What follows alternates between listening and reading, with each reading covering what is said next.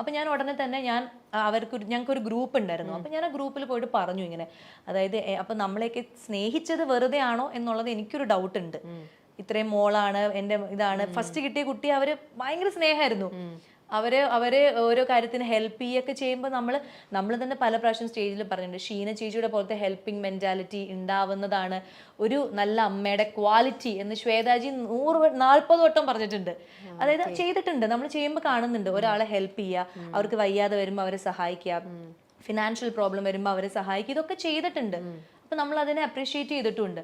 അപ്പൊ അതേ ഒരാൾക്ക് സമ്മാനം കിട്ടുന്നു എന്ന് പറയുമ്പോൾ അത് ഉൾക്കൊള്ളാൻ പറ്റുന്നില്ല എന്ന് പറയുന്നത്, അപ്പൊ ഞാൻ വിചാരിച്ചു ഇത്രയും നാളും അവർ ചെയ്തത് ഫേക്ക് ആണെന്ന് എനിക്ക്. അപ്പൊ ഞാൻ ആ ഗ്രൂപ്പിൽ പറഞ്ഞു, അപ്പൊ എനിക്കത് ഫേക്ക് ആണെന്ന് എനിക്ക് തോന്നുന്നു എന്ന് പറഞ്ഞിട്ട് ഞാൻ ആ ഗ്രൂപ്പിൽ നിന്ന് ലെഫ്റ്റ് ആയി പോയി.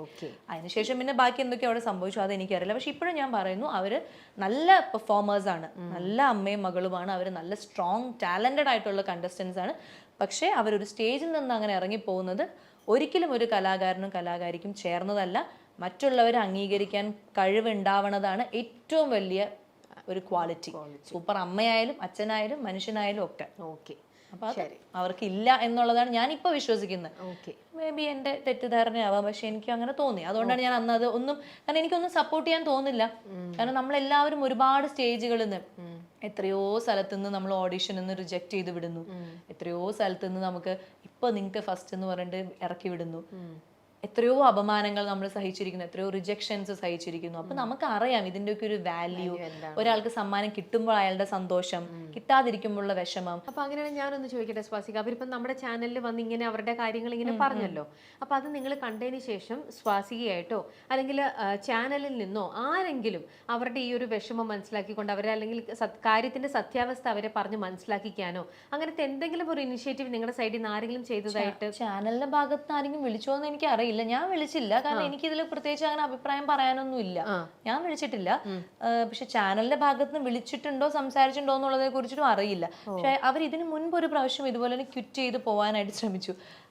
അതാ അവരുടെ മനസ്സ് ഭയങ്കര ലോല ഹൃദയാന്ന് തോന്നുന്നു. അതുകൊണ്ട് അവർക്ക് പെട്ടെന്ന് ഫീൽ ആവുന്നതാണ്. ഇതേപോലെ തന്നെ ശ്വേതാജി മാർക്ക് പറഞ്ഞ സമയത്ത് കുറഞ്ഞു പോയി, എന്തോ കാര്യങ്ങൾ അവർ ശ്രദ്ധിച്ചില്ല. അപ്പൊ ശ്വേതാജി ചോദിച്ചു, ശ്രദ്ധിക്കണ്ടേ, നിങ്ങളൊരു ആർട്ടിസ്റ്റ് ആകുമ്പോൾ ശ്രദ്ധിക്കണ്ടേന്ന് എന്തോ ചോദിച്ചു. അപ്പോഴേക്കും ഷീന ചേച്ചി ബോധം കെട്ട് വീണു താഴേക്ക്. അപ്പം ശൈത്യ ഭയങ്കരമായിട്ട് റിയാക്ട് ചെയ്തു, നിങ്ങൾക്ക് സമാധാനമായില്ലേ, ഇപ്പൊ എൻ്റെ അമ്മേനെ അങ്ങനെയൊക്കെ എന്തൊക്കെയോ സംസാരിച്ചു. അങ്ങനെ ഭയങ്കരമായിട്ട് ചോദിച്ചപ്പോൾ ശ്വേതാജി വന്നിട്ട് സമാധാനപ്പെടുന്നു, അത് അങ്ങനെയാണ് ഇങ്ങനെയാണ്, ക്വിറ്റ് ചെയ്യരുത്, ഇത് ഒരു കോമ്പറ്റീഷനാണ്, പല പ്രശ്നങ്ങളും ഉണ്ടാവും, അങ്ങനെയൊക്കെ പറഞ്ഞ് അന്ന് അവരെ സമാധാനിപ്പിച്ച് തിരിച്ചു കൊണ്ടുവന്ന കാര്യമൊക്കെ എനിക്കറിയാം. അതല്ലാതെ ഇപ്പൊ ആരെങ്കിലും സമാധാനിപ്പിച്ചോ എന്നുള്ളത് അത് എനിക്കറിയില്ല.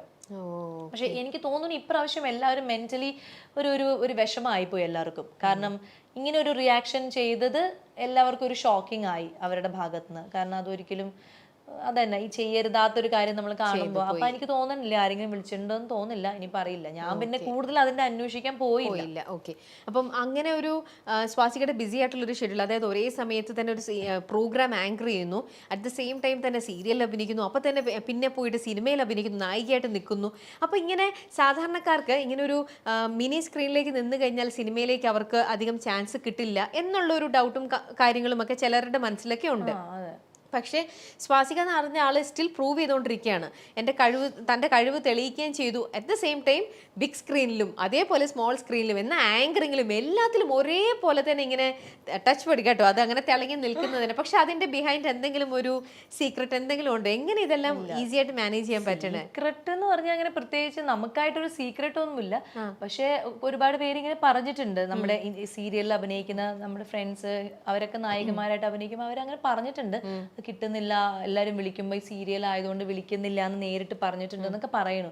അപ്പൊ എനിക്ക് അത് ഞാനൊരു ഭാഗ്യമായിട്ട് എന്നെ കരുതണം. അത് അങ്ങനെ ഒരു ഭാഗ്യം കറങ്ങി തിരിഞ്ഞ് വന്നതുകൊണ്ടാണ് രണ്ടും ഈക്വലി കൊണ്ടുപോകാൻ പറ്റിയത്. പക്ഷെ എന്നാലും ഞാൻ ഇപ്പോഴും വിശ്വസിക്കുന്നത് ഒരു ചെറിയൊരു എവിടേക്കോ ഒരു ഭാഗ്യക്കേട് ഇങ്ങനെ കിടക്കുന്നതുകൊണ്ടാണ് നമുക്ക് ഭയങ്കരമായിട്ട് അതിലങ്ങ് ഒരു മുന്നേറാൻ പറ്റാത്തതും. എന്നാൽ ഇത്ര വർഷമായിട്ടും ഒരു ഇത് പറയില്ല, ഒരു ഫുൾ സ്റ്റോപ്പ് വരാതെ നമുക്ക് പോകാൻ പറ്റുന്നതും ഒരു ഭാഗ്യമായിട്ട് തന്നെയാണ്. ഞാൻ പിന്നെ അന്നും ഇന്നും ഒക്കെ മനസ്സിൽ ആഗ്രഹിക്കുന്നത് ക്യാമറയുടെ മുന്നിൽ നിൽക്കാൻ പറ്റുക എന്നുള്ളത് മാത്രമാണ് എൻ്റെ ഒരു ലക്ഷ്യം. അപ്പൊ ക്യാമറയുടെ മുന്നിൽ എപ്പൊക്കെ നിൽക്കാൻ പറ്റിയാലും നമ്മൾ ആ ഒരു താങ്ക്ഫുൾ ആയിട്ട് ഇരിക്കുക. അത് ചിലപ്പം ഇന്റർവ്യൂസ് ആയിരിക്കും, ചിലപ്പം സിനിമയായിരിക്കും, ചിലപ്പം സീരിയലായിരിക്കും, ഓക്കെ, ഏതിലാണെങ്കിലും ആയിരിക്കും. പക്ഷെ ക്യാമറ എന്ന് പറയുന്ന സാധനത്തിന്റെ മുന്നിൽ നമ്മളുടെ ചിരി, കരച്ചിൽ, ആ സാധനങ്ങളൊക്കെ പ്രകടിപ്പിക്കാൻ പറ്റണേ എന്നുള്ളത് മാത്രമായിരുന്നു എൻ്റെ ഒരു ആഗ്രഹവും പ്രാർത്ഥനയും. അപ്പൊ അതിന് മുന്നിൽ എപ്പോൾ നിൽക്കുമ്പോഴും നമ്മൾ ഭയങ്കര അതിനെ ആ ഒരു മൊമെന്റിനെ താങ്ക്ഫുൾ ആയിട്ട് കാണുക എന്നുള്ളതാണ്. അപ്പൊ മേ ബി ഞാൻ ഒന്നിനോട് നോ പറയാറുമില്ല. ഇപ്പൊ എന്നെ ഒരു ഷോർട്ട് ഫിലിമിന് വിളിച്ചാലും സമയം ഉണ്ടെങ്കിൽ ഉറപ്പായിട്ടും ഞാൻ പോയി ചെയ്യും. സീരിയലാണെങ്കിലും ചെയ്യും, സിനിമയാണെങ്കിലും ചെയ്യും, ആങ്കറിംഗ് ആണ്, സ്റ്റേജ് ഷോ ആണെങ്കിലും ഒക്കെ ചെയ്യും. എനിക്ക് അങ്ങനെ പൊതുവെ ഇന്നത് ചെയ്താൽ ഇന്നത് കിട്ടില്ല, അല്ലെങ്കിൽ ഞാൻ ഇത് ചെയ്യേണ്ട ആളല്ല ഇപ്പോ, അങ്ങനെ ഒരു തോന്നൽ ഒന്നുമില്ല. ഞാൻ വേറൊരു കാര്യം ചെയ്യാനുള്ള ഒരു ആഗ്രഹം ഉണ്ടല്ല. ഓക്കെ, ഞാൻ ഇങ്ങനെ കേട്ടിരിക്കുന്ന വെച്ചാൽ ഇങ്ങനെ ബിഗ് സ്ക്രീനിലൊക്കെ ചെയ്ത ആൾക്കാർ ടെലിവിഷൻ സീരിയലിലേക്ക് വരുമ്പോഴത്തേക്ക് അവർക്ക് അവിടെ കുറച്ചും കൂടെ ഭയങ്കര ഇതായിട്ടുള്ള ഒരു വെൽക്കമിങ് ആയിരിക്കും, അവിടെ അവർക്ക് കുറച്ചും കൂടി ഒരു കംഫർട്ട് സോൺ ആയിരിക്കും. അന്ന് ഇങ്ങനെ കേട്ടിട്ടുണ്ട്, അങ്ങനെ ഒരു ഇതുണ്ടോ? അതേപോലെ തന്നെ സീരിയൽ അഭിനയിച്ചുകൊണ്ട് ഇപ്പം സ്വാസിക ഇപ്പൊ സീരിയൽ അഭിനയിച്ചത് കൊണ്ട് തിരിച്ച് സിനിമ ലൊക്കേഷനിലേക്ക് വന്നു കഴിഞ്ഞപ്പോൾ അവിടെ ഇത് സീരിയൽ നടിയല്ലേ, അല്ലെങ്കിൽ സീരിയലല്ലേ കൂടുതലായിട്ടും ചെയ്യുന്നത്, അല്ലൊരു ഇതല്ലേ എന്നുള്ള രീതിയിൽ അങ്ങനെ എന്തെങ്കിലും ഒരു ഫീലോ അങ്ങനത്തെ എന്തെങ്കിലും എനിക്ക് എന്താ ഉണ്ടായിക്കണെന്ന് വെച്ച് കഴിഞ്ഞാൽ, ഞാൻ ഒരു ഇപ്പൊ സീരിയലിൽ നിന്ന് വന്നിട്ട് ഒരു സിനിമയിൽ അഭിനയിക്കാൻ ചെല്ലുമ്പോൾ ആ സെറ്റിൽ എനിക്ക് ഉണ്ടായിട്ടില്ല.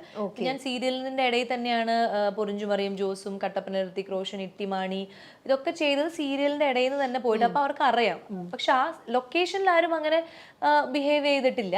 പക്ഷെ ചില ഓഫേഴ്സ് വിളിക്കുമ്പോൾ അവർ പറയും, നിങ്ങൾ സീരിയലിലായതുകൊണ്ട് നമുക്ക് ഈ ക്യാരക്ടറിന്, അതായത് ഞാൻ അങ്ങോട്ടാണെങ്കിലും അവസരം ചോദിക്കുമ്പോൾ അവർ പറയാറുണ്ട്, സീരിയലിലായതുകൊണ്ട് നമുക്ക് ഈ ഒരു ക്യാരക്ടർ നിങ്ങളെ കൂടി ചെയ്യാൻ പറ്റില്ല, അല്ലെങ്കിൽ അത് സീരിയലിലാവുമ്പോൾ നമ്മൾ അങ്ങനെ ഇങ്ങനെ, അങ്ങനത്തെ ഒരു സംഭവം ഫോണിലൂടെയൊക്കെ ഞാൻ എക്സ്പീരിയൻസ് ചെയ്തിട്ടുണ്ട്.